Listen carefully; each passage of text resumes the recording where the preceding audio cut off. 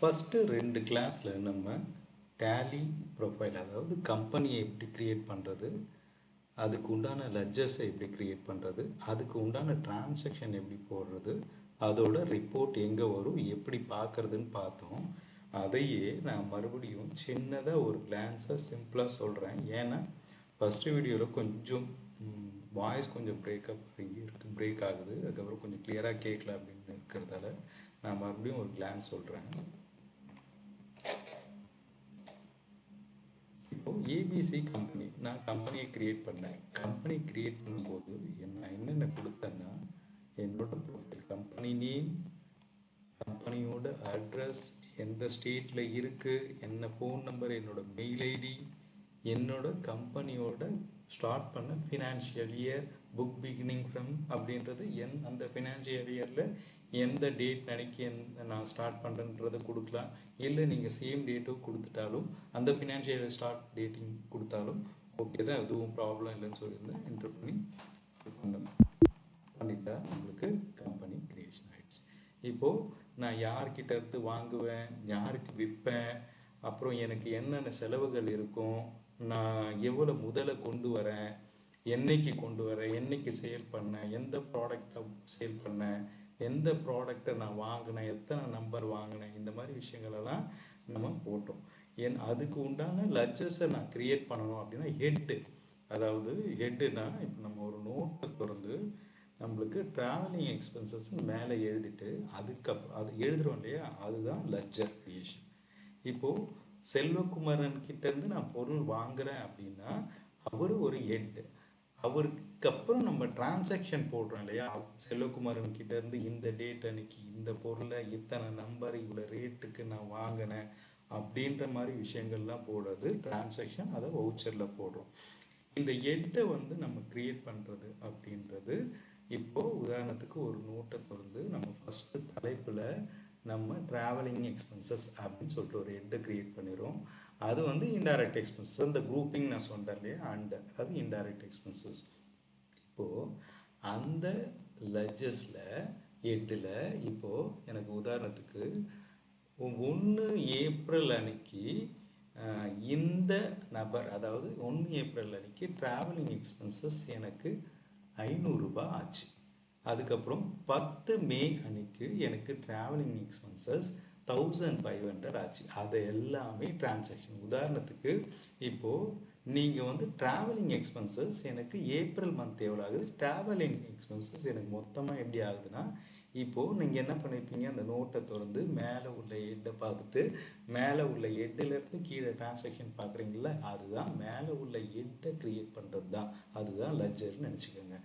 அதுக்கப்புறம் டிரான்சாக்ஷன் போடுறது, இந்த டேட் அன்னைக்கு இவ்வளோ என்னென்ன செலவு பண்ணேன், எவ்வளோ கொடுத்தேன் அப்படின்றதுக்கு உண்டான டிரான்சாக்ஷன் போடுறது தான் வவுச்சரில் போடுவோம் அப்படின்றத வச்சுக்கோங்க. இப்போது நான் என்னென்ன லெட்ஜர்ஸை க்ரியேட் பண்ணேன்னா, குரூப்பில் நம்ம அடுத்தடுத்த கிளாஸில் பார்க்கலாம். குரூப்புன்றது நம்ம அதிகமாக க்ரியேட் பண்ணுற வேலை இருக்காது. சரி, லெட்ஜர்ஸில் நான் என்ன க்ரியேட் பண்ணேன், ட்ராவலிங் எக்ஸ்பென்சஸ் ஆல்ரெடி நான் க்ரியேட் பண்ணியிருக்கேன். என்ன குரூப்பிங், இன்டைரக்ட் எக்ஸ்பென்சஸ், மற்றதெல்லாம் எதுவும் கொடுக்க வேண்டாம். அப்புறம் வசந்த் அண்ட் கோ கிட்டேருந்து வாங்கினேன். இப்போது கிரியாஸ் கிட்டேருந்து அண்ட் கோ கிட்டேருந்து நான் வாங்குகிறேன். அவர் சண்டே கிரெடிட்டார், நான் வாங்குகிறேன், அதனால் சண்டே கிரெடிட்டார்ஸ். அப்புறம் நான் விற்கிறேன், அவர் சண்டே டெப்டார், இவருக்கு தான் நான் விற்க போகிறேன். அந்த குரூப்பிங் பண்ணுறது மட்டும் நம்ம பார்த்துக்குறோம். சரிங்களா, இதை நான் க்ரியேட் பண்ணிட்டேன். இது க்ரியேஷனில். இப்போது ஆல்டரில் போனீங்கன்னா நான் க்ரியேட் பண்ணதில் ஏதாவது கரெக்ஷன், எதாவது ஆட் பண்ணுறது, அந்த மாதிரி விஷயங்களை நம்ம ஆட் பண்ணிக்கலாம்.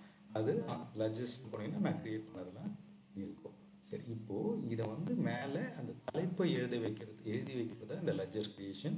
அந்த தலைப்பு எந்த ஆண்டருக்குள்ளே போகும், அது ஒரு செலவா இல்லை அவர் டெப்டாஸா கிரெடிட்டாஸான்றத இந்த குரூப்பிங் பண்ணுறது தான் நம்மளுக்கு இது.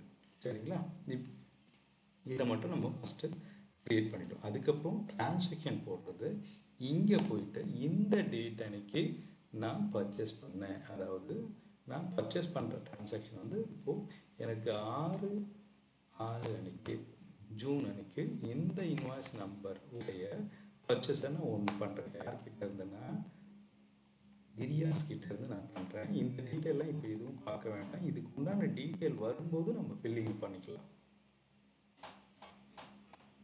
இப்போது பர்ச்சேஸ் தான் பண்ணுறேன். என்னென்னா நான் ஏற்கனவே ஆல்ரெடி டிவின்றதை நான் க்ரியேட் பண்ணியிருக்கேன். 10 நம்பர் இருக்குது.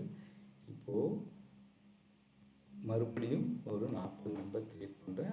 ஆல்ரெடி நான் க்ரியேட் பண்ண, அதாவது டிரான்சாக்ஷன் பர்ச்சேஸ் பண்ணியிருக்கிறதால அது சேம் வேல்யூ வருது. நம்ம வேல்யூவில் மாற்றங்களும் பண்ணிக்கலாம். இந்த டிவி வந்து எனக்கு வேறு ரேட்டில் இருக்குது. அதாவது ரேட் ஏறிக்குன்னா 30,000 நான் கொடுத்துட்றேன். வேறு எதனா டிவி இருக்கா, நம்ம அடிஷ்னலாக எதுவும் பர்ச்சேஸ் பண்ணிடலாம்னு கேட்குது. இல்லை, அக்செப்ட் பண்ணியாச்சு. பர்ச்சேஸ் முடிஞ்சிச்சு. சேல்ஸ், இதே ப்ராடக்டை நான் சுந்தர் அவருக்கு சேல் பண்ணுறேன். ஆனால் டேட்டு 6 ஜூனே இருக்குது, 6 ஜூனே இருக்குது. அதை நான் மாற்றணுன்னா நான் 8 ஜூன் அப்படின்னா 8 ஜூன் அன்றைக்கி நான் மாறிடுச்சு. அன்றைக்கி நான் போடுறேன். என்னென்னா டிவி தான். இப்போ நோட் பண்ணிங்கன்னா உங்களுக்கு இந்த டிவி நான் போடும்போது ஆல்ரெடி 10 நம்பர் இருந்தது. நான் பர்ச்சேஸ் 40 பண்ணேன். அதனால் 50 நம்பர் இருக்குன்றத ஸ்டாக்கும் உங்களுக்கு இங்கே என்ன பேலன்ஸ் இருக்குன்னு காட்டும். சரிங்களா? அடுத்தது இது மூலிமா என்ன பண்ணலான்னா, இந்த ஸ்டாக்கு கம்மியாகும் போது உடனே நம்ம பர்ச்சேஸை நம்ம ஸ்டார்ட் பண்ணிடலாம். பர்ச்சேஸ் வாங்கணும் அப்படின்ற ஒரு நம்மளுக்கு தெரிஞ்சிடும். இப்போது நான் அவருக்கு 30 விற்கிறேன். ரேட்டு வந்து 50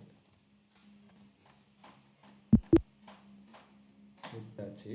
இப்போது அவர் எனக்கு பேமெண்ட் கொடுக்குறாரு. கேஷாக தான் கொடுக்குறாரு. நம்ம பேங்க்கை அடுத்தடுத்து பார்ப்போம்.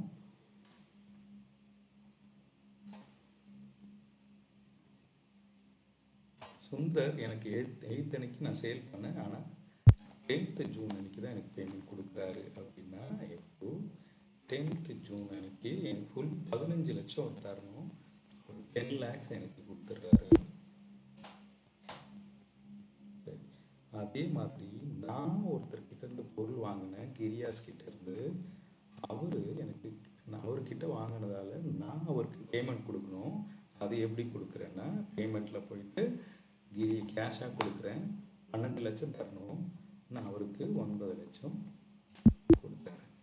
இப்போது கொடுத்த பிறகு அதுக்கப்புறம் எனக்கு இதர செலவுகள் நான் சொன்னேன் இல்லையா, அந்த மாதிரி நான் ஒரு டேட் அன்னைக்கு 20 அன்னைக்கு நான் கேஷில் ட்ராவலிங் எக்ஸ்பென்சஸ் பண்ணேன். இது மாதிரி நான் போட்டுட்டேன்னா, இப்போது இது போட்டுட்ட பிறகு இந்த டிரான்சாக்ஷன் என்ன ரிப்போர்ட்டிங்காக வருது.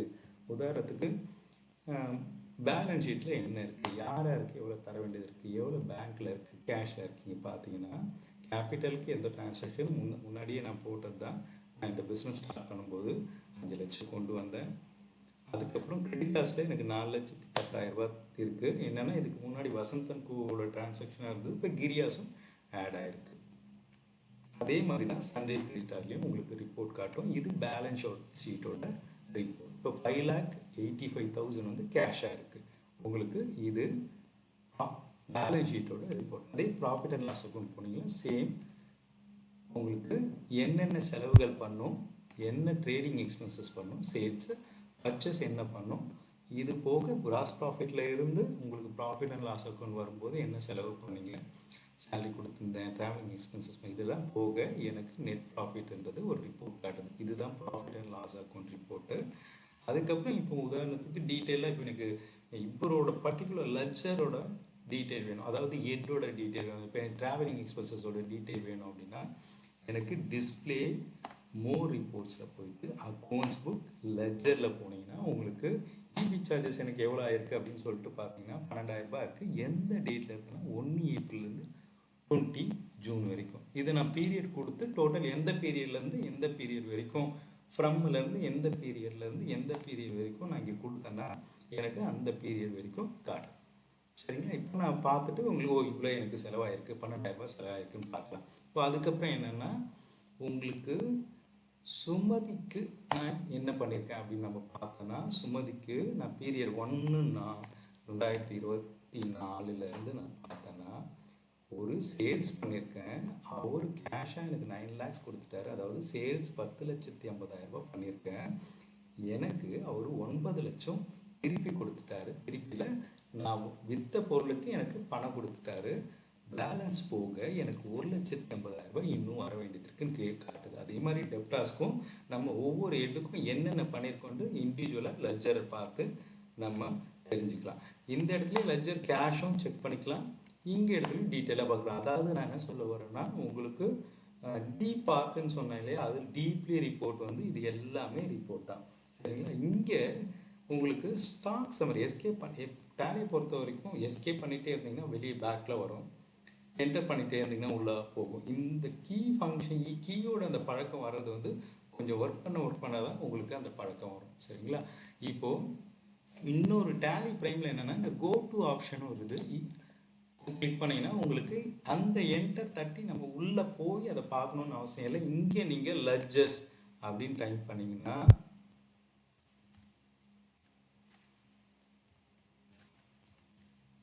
லெட்ஜர் வவுச்சர்ஸ்னு பார்த்தீங்கன்னா நீங்கள் அங்கே போயிட்டு டிஸ்பிளே மோர் ரிப்போர்ட்டில் போயிட்டு லெட்ஜர்ஸில் பார்க்காம இங்கேருந்தே நீங்கள் இபி சார்ஜஸ் என்ன இருக்குன்னு பார்க்கலாம். இது ஒரு ஷார்ட்கட்.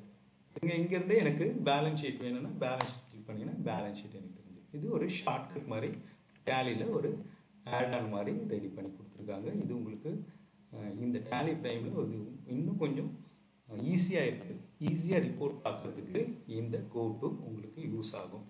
அதே மாதிரி ஸ்டாக் சம்மரியில் பார்த்தீங்கன்னா உங்களுக்கு இந்த ரிப்போர்ட்டில் ஸ்டாக்கோட உங்களுக்கு மூவ்மெண்ட் என்ன அப்படின்றது காட்டும். இப்போ டிவி தான் எனக்கு இருக்கிற ஸ்டாக் மட்டும் 20 நம்பர் இருக்குது. அதோட மூவ்மெண்ட் வந்து என்னென்னா, ஸ்டார்டிங்கில் நான் 40 பர்ச்சேஸ் பண்ணேன், இன்வேர்டு அவுட்வேர்டு க்ளோசிங், அதுக்கப்புறம் 30 சேல் பண்ணிட்டேன், மறுபடியும் 40 பர்ச்சேஸ் பண்ணேன், அதுக்கப்புறம் 30 சேல் பண்ணிட்டேன், பேலன்ஸ் எனக்கு 20 இருக்குது அப்படின்னு ஸ்டாக்கோட ரிப்போர்ட் காட்டும். இன்னும் டீப்பாக நம்ம இன்னும் தெரிஞ்சுக்கிறதுக்கு இது புரிஞ்சுக்கிட்ட பேர் நம்ம அடுத்தடுத்து போடுற கிளாஸ்லாம் பார்த்தீங்கன்னா உங்களுக்கு இன்னும் சிம்பிளாக இருக்கும். இதுதான் ஜென்ரலாக ஒரு மெத்தட். அதுக்கப்புறம் உள்ளது எல்லாமே அடிஷ்னலாக வர ஃபீச்சர்ஸ் தான். அது நம்ம போட நம்மளுக்கு அடிஷ்னல் ஃபீச்சர்ஸ் போட நம்ம புரிஞ்சுக்கலாம். கண்டிப்பாக இது உங்களுக்கு புரிஞ்சிருக்கும்னு நினைக்கிறேன். தேங்க்யூ.